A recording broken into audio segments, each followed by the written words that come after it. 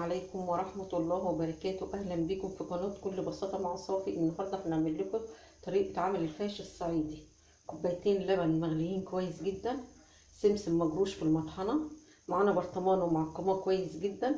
دلوقتي هنبتدي نحط السمسم المجروش، معانا لبن مغلي، نحط قد كوبايتين أو كوباية ونص،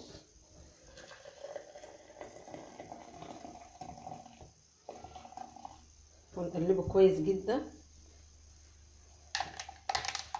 بالشكل ده، وهنغطيه كويس جدا ونحطه في مكان دافي، ولازم تكون ريحه حلو يعني ندفيها كويس جدا. دلوقتي هناخد بسم الله الرحمن الرحيم معلقتين دقيق نكسرها. انا عشان هعمل كميه صغيره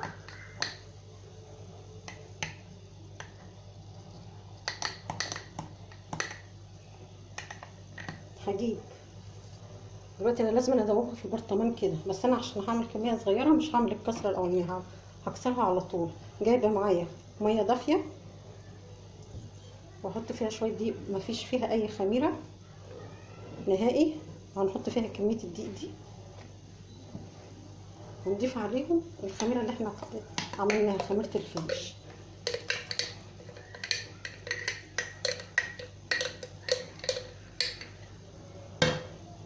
بعد كده هنقلبها بالشكل ده، بس لازم تحطي ال3 معالق الاولانيين دول او 4 معالق في البرطمان قبل ما تدلقيها في الحله في الميه الدافيه دي، هي وكميه الدقيق الكبيره دي.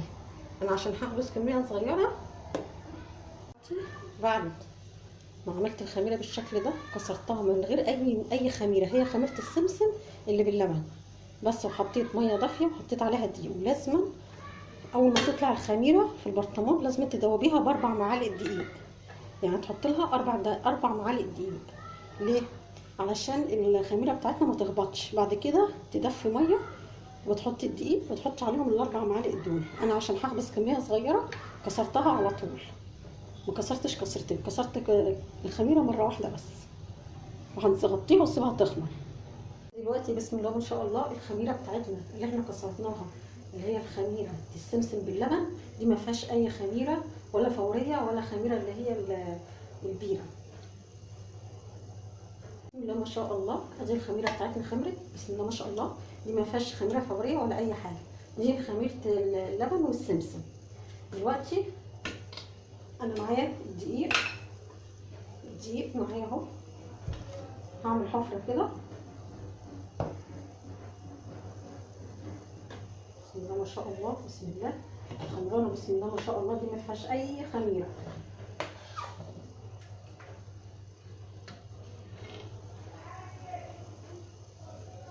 بسم الله ما شاء الله. ودلوقتي المكونات ايه؟ وهنا معايا معلقتين سكر، معلقتين كركم، معلقتين خميره، وحطيت هنا في الدقيق كيس بيكنج باودر. هنا هنضيف كل المكونات دي مع بعض، وما ننساش الملح، ومعايا ميه دافيه للعجن، وعلى فكره الميه هنضيفها بالتدريج، ونقلب المكونات دي كلها مع بعض كده.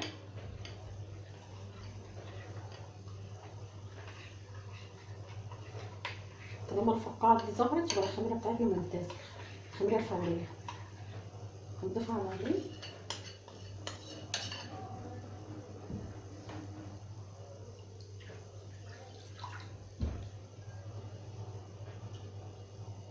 ودي ميه دافيه،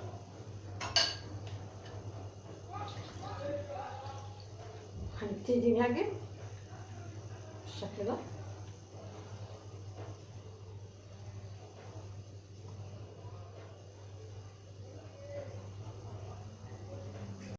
بعد ما عجنتها وخدمت العجينه كويس جدا، دلوقتي هي تخينه، هبتدي اخدم العجينه تاني بعد ما احط لها كوبايه السمنه دي.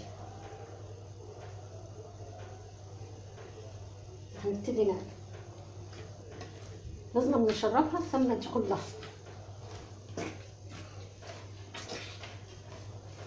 ولازم العجينه بتاعتنا تتخدم كويس جدا، والسوائل تتحط بالتدريج عشان العجينه ما تسحش معانا. عجينه الفايش دي لا هي تبقى تخينه ولا هي ايه يابسه.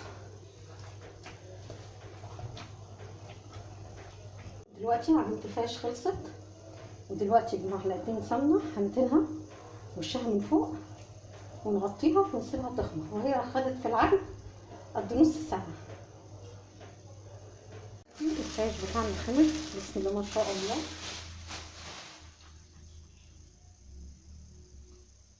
الفايش بتاعنا هنبتدي نشكله، ومعايا هنا شويه سمنه، ومعايا صاج دهنات بماده دهنيه.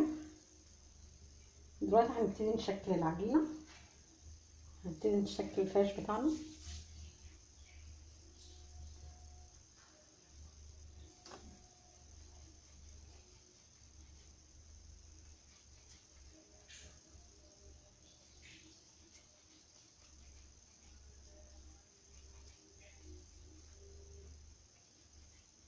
بالشكل ده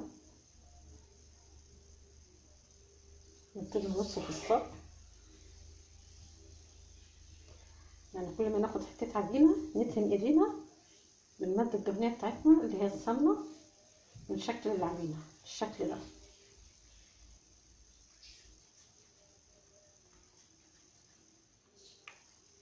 بالشكل ده.